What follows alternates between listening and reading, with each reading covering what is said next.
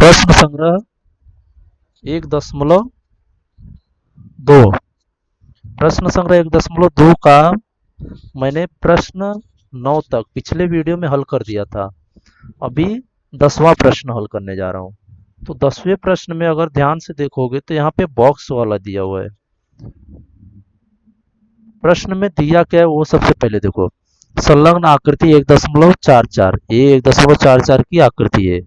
में त्रिभुज के अंतःभाग मतलब ये वाले अंतःभाग में स्थित बिंदु x से अंदर वाला भाग जो है, ये देखो, ये बड़ा वाला त्रिभुज है और ये छोटा वाला त्रिभुज है। दोनों का अंतःभाग मतलब अंदर वाला भाग में देखोगे तो यहाँ पे क्या है, x है।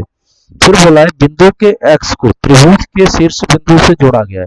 इस x को शीर्ष बिंदु मतलब ऊपर वाला जो कोने वाला बिंदु रहता है, यहाँ पे x जोड़ा है, यहाँ पे भी जुड़ा है, इसको यहाँ पे भी जोड़ा गया है, यहाँ पे भी जोड़ा गया है, यहाँ पे भी जोड़ा गया है, यहाँ पे भी जोड़ा गया है। इसी प्रकार रेख पी क्यू जो है, ये वाली पी क्यू मतलब ये वाली रेखा जो है वो किसके समांतर है, डी ई के। अभी देखो ध्यान से, यहाँ पे जो दिया हुआ है कि ये रेखा जो है इसके समांतर है। फिर उसके बाद बोला है कि क्यू आर किस समांतर है, ई एफ के। फिर उसके बाद बोला है पी, यहाँ पे पी आर जो है, पी आर ये वाली रेखा जो है समांतर है डी एफ के, इसके समांतर है। फिर बोला है कि को सिद्ध करने के लिए निम्नलिखित चौखटों को पूरा कीजिए। निम्नलिखित चौखट मतलब हमें बॉक्स भरने हैं। यहाँ पे सबसे पहले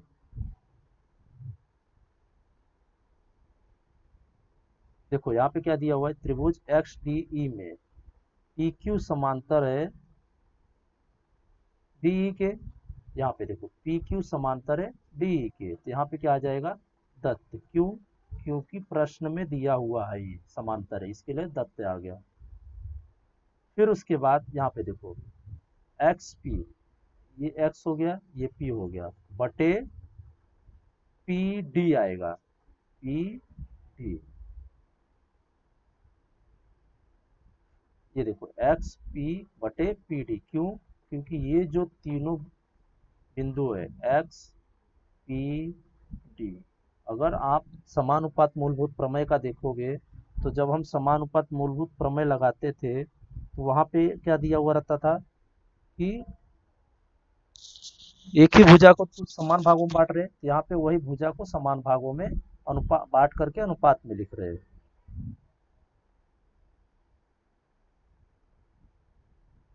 फिर उसके बाद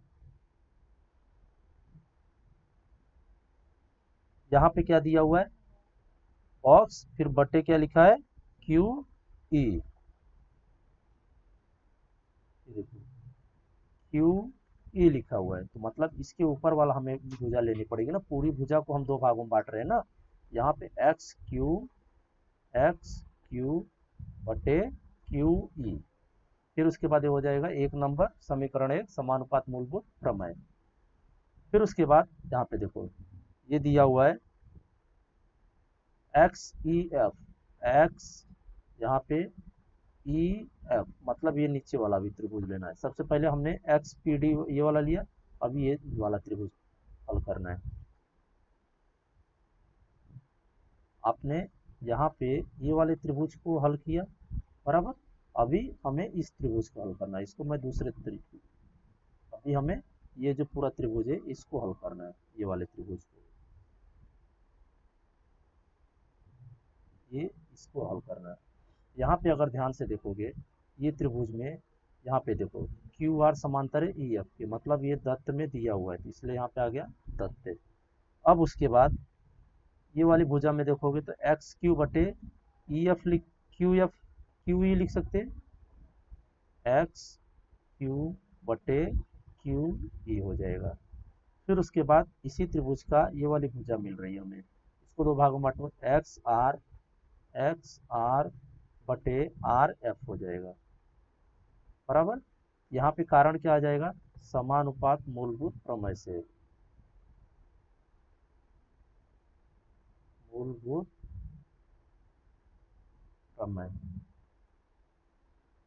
अब उसके बाद समीकरण 2, यहाँ पे क्या लिखा हुआ है, कथन एक तथा दो से, एक तथा दो का मतलब यहाँ पे ये वाला एक हो गया और यहाँ पे दो हो गया। तो दोनों में देखो अभी यहाँ पे क्या लिखा हुआ है, एक्स पी बटे पी डी बराबर एक्स क्यू बटे क्यू ई।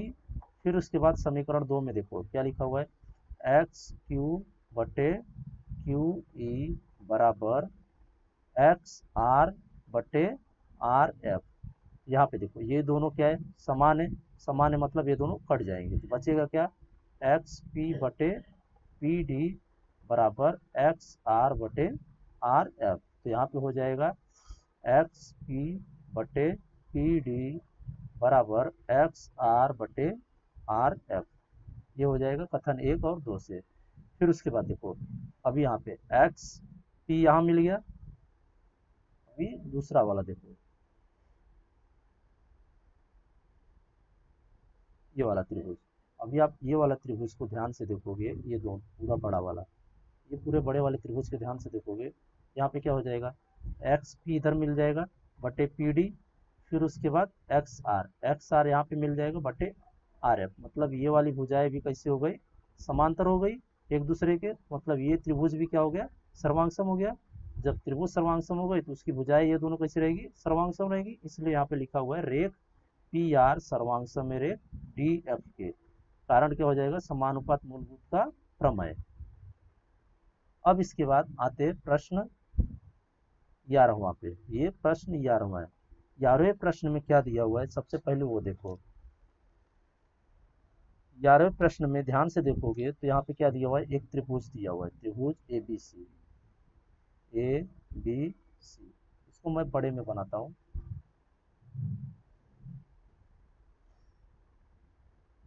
यहाँ पे बना देता हूँ समझने के लिए, फिर बाद में मैं दूसरे वाले बनाता हूँ। त्रिभुज ए बी सी, ये हो गया ए बी सी। फिर उसके बाद बोला है कि त्रिभुज ए बी सी में ए बी जो है बराबर है किसके, ए सी के। मतलब ये वाली भुजा जो है ए बी वाली भुजा बराबर है किसके, ए सी की। दोनों भुजाएं कैसे बराबर है। फिर उसके बाद बोला है कोण बी और कोण सी। कोण बी मतलब ये वाला कोण, और कोण सी का मतलब हो गया ये वाला कोण, के समद्विभाजक भुजा ए सी। बी जो कोण है कौन सी भुजा का समद्विभाजक है, ए सी का। फिर कोण सी जो दिया हुआ है वो कौन सी भुजा का समद्विभाजक है, ए बी का। मतलब बी जो कोण है यहाँ पे वो ए बी वाली भुजा को दो समान भागों में बांट रहा है, और सी जो कोण है वो ए बी वाली भुजा को समान भागों में बांट रहा है। यही दिया हुआ है, क्रमशः ए सी और बी सी को क्रमशः बांट रहा है। तथा बिंदु डी, बिंदु डी तथा ई पर प्रतिच्छेदित कर रहा है। तो यहाँ पे बिंदु हम क्या ले लेंगे, इसको डी दे देंगे और इसको ई दे देंगे। ये दोनों एक दूसरे को प्रतिच्छेदित कर रहे हैं। तो सिद्ध कीजिए कि रेख ईडी जो है, ईडी मतलब यहाँ पे एक हमें रचना करना पड़ेगा, और रेख बीसी यहाँ पे जब रचना करोगे तो एक भुजा मिल जाएगी, ये वाली भुजा और ये वाली भुजा दोनों सर्वांगसम है, ऐसा हमें सिद्ध करना है। अभी मैं दूसरे वाले यहाँ पे आकृति बनाने जा रहा हूँ। सबसे पहले ये देखिए, सेम वही आकृति में बना रहा हूँ, सिर्फ वहाँ पे समझने के लिए आपको बनाया था। यहाँ पे ये भुजा हो गई, ये कोण को मैंने दो समान भागों में बांट दिया। यहाँ से ये कोण को दो समान भागों में बांटा, त्रिभुज हो गया ए बी सी। और यहाँ पे हमें क्या मिला था, क्रमशः डी और ई पर प्रतिच्छेदित कर रहे थे। यहाँ पे हो जाएगा डी और यहाँ पे हो जाएगा ई, और यहाँ पे क्या हम रचना कर रहे थे। तो सबसे पहले हल में आप जब लिखोगे तो यहाँ पे सबसे पहले लेना त्रिभुज ए बी सी में, त्रिभुज ए बी सी में किरण, किरण बी डी, ये जो बी डी है ये वाली रेखा, अभी यहाँ पे ये वाली रेखा बी डी, ये रेखा को बी डी, यह कोण ए बी सी की समद्विभाजक है।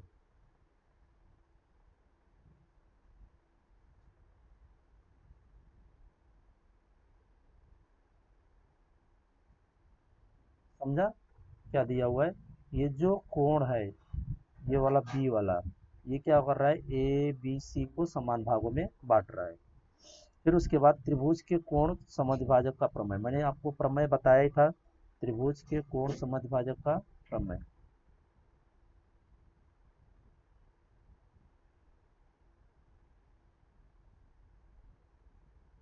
कोण समद्विभाजक का प्रमेय।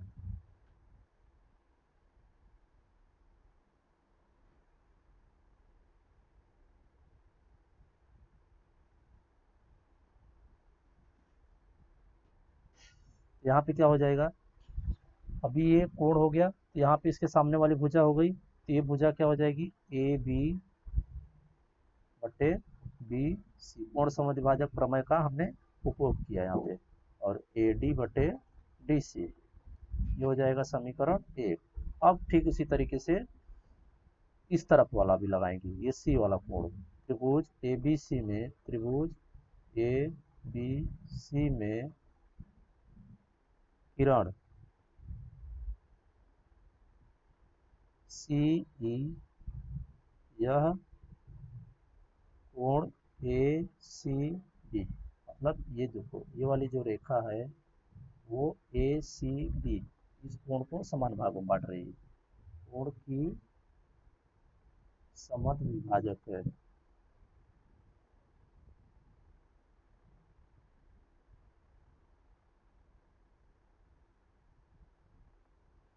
यहाँ पे क्या लिखेंगे, फिर से वही आ जाएगा कारण,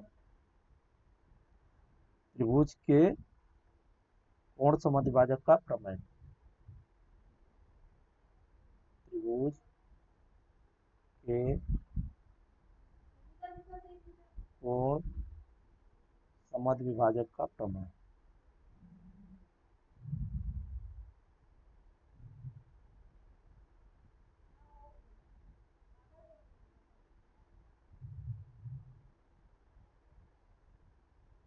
प्रमेय से फिर यहाँ पे देखो, ये प्रमेय लगाएंगे तो ये क्या हो जाएगा, ए सी बटे सी बी, क्योंकि ये दोनों कोण भाग बांट रही है इस भुजा को, और ये वाली भुजा सामने वाली बट रही, तो ए ई बटे ई बी, यहाँ पे हो जाएगा ए सी बटे बी सी बराबर ए ई बटे ई बी, ए ई बटे ई, ये हो जाएगा दूसरा समीकरण। फिर उसके बाद रेख ए बी सर्वांग समय, रेख, या फिर यहाँ पे आप भुजा का भी उपयोग कर सकते हो, रेख ना लिख करके भुजा भी लिख सकते हो, भुजा ए बी सर्वांग समय, भुजा, रेख या भुजा दोनों में से कुछ भी लिख सकते हो, बी सी के, यहाँ पे दिया हुआ था ना प्रश्न में, ये देखो ए बी सर्वांग समय ए सी के, यहाँ पे हो जाएगा ए बी सर्वांग समय ए सी के। फिर उसके बाद ये समीकरण 3 दे दो इसको, तो अभी यहाँ पे देखो समीकरण ए हमारे पास, यहाँ पे समीकरण 1 मिला, ए बी बटे बी सी और ए डी बटे डी सी, समीकरण 2 में हमें क्या मिला, ए सी बटे बी सी और ए ई बटे ई बी। मैं अगर ए बी की जगह पे ए सी रख दूँ, यहाँ पे ए बी की जगह पे ए सी रख दूँ, तो यहाँ पे क्या हो जाएगा, हमें ये सिर्फ समझने के लिए बता रहा हूँ, ए सी बटे बी सी, ये लिखना मत, ये हो जाएगा ए सी बटे बी सी, यहाँ पे भी ए सी बटे बी सी दिया हुआ है, मतलब इन दोनों क्या क्या हो जाएगा, कैंसिल हो जाएंगे, तो हमें बचेगा क्या, सिर्फ यहाँ पे ए डी बटे डी सी और ए ई बटे ई बी, तो यहाँ पे वही लिखना है, ए डी बटे